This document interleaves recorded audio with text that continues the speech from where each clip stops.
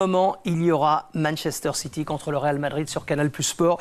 Énorme match également. Le Real l'avait emporté 3-0 à l'aller. Et en plus, Louis Vix, vous êtes à l'Etihad Stadium, devant l'Etihad Stadium. Le Real récupère Kylian Mbappé. Premières images de ce retour à l'entraînement. Il sera dans le 11 ou pas? Non, il devrait être sur le banc.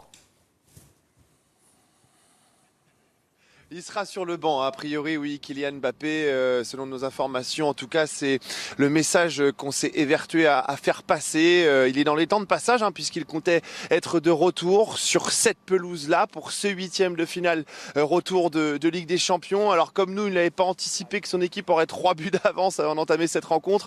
Ça a évidemment son importance dans le contexte de cette rencontre. Alvaro Arbeloa va le placer sur le banc. Et si d'aventure City venait à marquer 2 fois, voire 3 fois, et il y aurait la cartouche Kylian Mbappé à dégainer demain soir. On l'a aperçu tout sourire. Il s'est remis totalement de sa blessure au genou, mais attention à ne rien précipiter, à ne pas reproduire l'erreur du mois de janvier.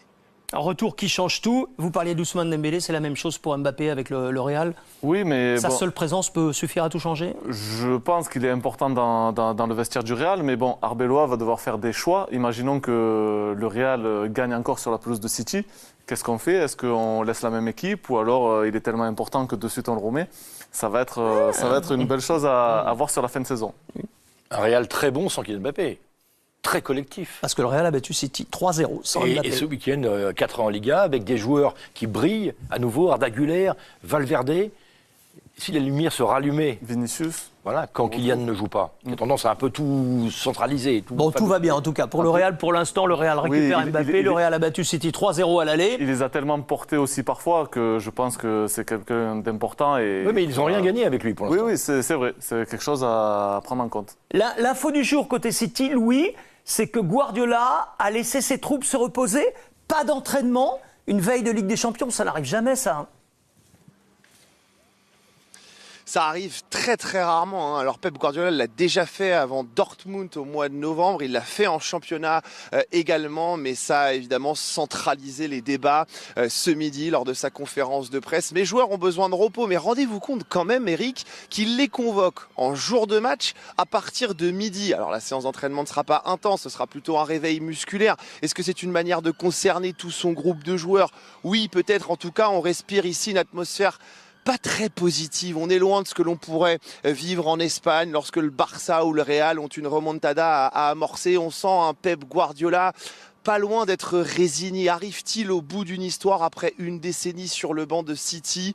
Eh bien, ça, c'est évidemment l'une des questions qui se posent avant ce match demain. Geoffroy, je vous vois opiner en écoutant Louis. C'est une vraie question. Il est résigné. On arrive au bout d'un cycle. Peut-être qu'il a laissé faire. En tout cas, il est menacé de 2 choses qui sont étonnantes pour lui. C'est de ne pas se qualifier pour les quarts de finale de Ligue des Champions pour la 2e saison consécutive et de ne pas être champion d'un pays pour la 2e saison consécutive également. Donc là, on est à un tournant pour Guardiola, qui joue aussi un match important ce week-end, la finale de la Coupe de la Ligue d'Angleterre contre Arsenal. Peut-être qu'inconsciemment, ou consciemment d'ailleurs, il fait des choix et qu'il dit maintenant les gars, vous êtes grands, débrouillez-vous, vous savez quoi faire. Et le fait d'avoir laissé les joueurs se reposer, c'est pour quelle raison? Je pense qu'il doit aussi sentir que son groupe a besoin de fraîcheur mentale. Et parfois, quand on veut justement réussir des matchs exceptionnels, on fait un peu des choses exceptionnelles. Et laisser un jour de repos sur une veille de match, ça se voit quasiment jamais. Et je pense qu'il veut activer certains leviers. Mais c'est vrai que c'est compliqué pour Guardiola. Et même au niveau du jeu, c'est moins clinquant, c'est plus difficile. C'est vrai que il a peut-être un peu du mal au bout de 10 ans à se renouveler, ce qui peut être compréhensible. Il y a une autre affiche qui joue le lendemain. Laquelle? La plus grosse? C'est le Barça-Newcastle. Elle sera aussi un arbitre français, c'est François Le Texier. Comme quoi, l'arbitrage français est bien représenté sur les terrains européens. On le disait tout. Tes émotions quand tu ne contrôles pas la tête. Réponse demain et après-demain. Malo dit clubs anglais fatigués. C'est l'explication? C'est une explication qui s'entend. Trop de matchs. Nous, on n'a plus de Coupe de la Ligue. La Ligue 1 a été ramenée à 18 clubs. Les Anglais n'ont renoncé absolument à rien.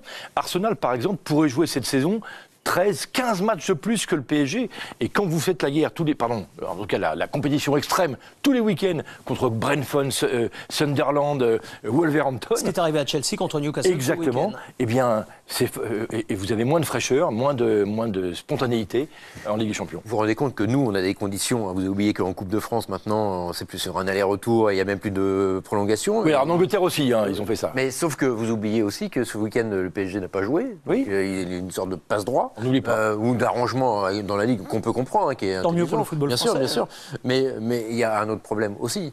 C'est que, au-delà du fait qu'il soit fatigué, la formule de la Ligue des Champions telle qu'elle existe aujourd'hui leur offre un boulevard sur les tours, Parce qu'ils ne la phase s'affrontent 2. pas. Ils ne s'affrontent pas. Alors vous jouez Slavia de Prague, Copenhague. C'était le cas avant, Tony. Messieurs, Et là, Ils ne s'affrontaient pas non plus dans les phases l'an de groupe. dernier. Non, mais c'est vrai que il nous reste 2 minutes, j'aimerais parler de 2 fatigue, c'est le histoires plus gros- incroyables. le plus gros Allez-y, point. allez-y. Non, la fatigue, c'est le plus gros point, mais c'est vrai qu'on le voit sur la première phase, ils sont en tête du classement de poule, et là, ils sont plus en difficulté. Donc la fatigue est le facteur numéro 1. Réponse demain et après-demain. Max Manchester City, Real Madrid. Les compos probables du 8e de finale retour de Ligue des Champions. Mbappé titulaire, balayé au Bernabéu à l'aller, 3-0.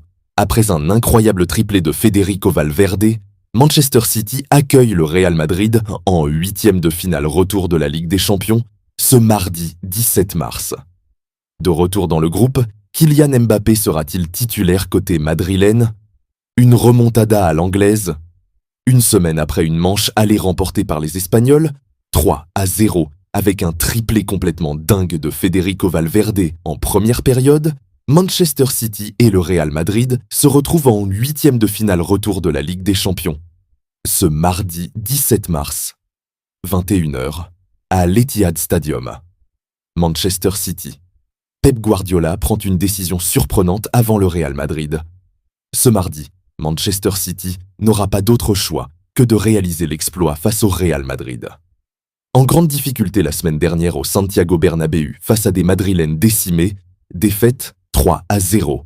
Les Sky Blues vont devoir faire le match parfait pour espérer une équipe espagnole prête à jouer son va-tout pour conserver cette avance au score. Et alors que les choix tactiques de Pep Guardiola font jaser en Angleterre, une drôle de décision devrait également faire parler outre-Manche. En effet, comme le rapporte le Manchester Evening News, Guardiola a tout simplement décidé d'annuler l'entraînement du jour à la veille de la rencontre contre le Real. Jugeant que ses joueurs ont besoin de repos, il a décidé de leur accorder une journée libre. Une méthode qu'il avait déjà utilisée en Ligue des Champions lors d'un match de saison régulière face au Borussia Dortmund. 160 millions pour Olise, Pérez et le Real Madrid, prêts à craquer cet été. Et si le Real Madrid craquait complètement cet été pour faire signer Michael Olise, en provenance du Bayern Munich pour 160 millions d'euros? La Maison-Blanche n'aime pas la monotonie. Habitué au sommet, le Real Madrid traverse une période de turbulence qui ne sied guère à son rang. Dans les bureaux du Santiago Bernabéu, le constat est clair. Pour balayer les doutes de l'exercice actuel, il faut un électrochoc, un coup de maître capable de faire vibrer Madrid et de terrifier l'Europe. Et c'est là que le nom d'un Français commence à revenir avec insistance dans la capitale espagnole. Depuis son arrivée en Bavière pour 60 millions d'euros, Michael Olise survole les débats. Avec un bilan stratosphérique de 15 buts et 27 passes décisives en seulement 38 matchs, l'international français est devenu l'arme fatale du Bayern Munich.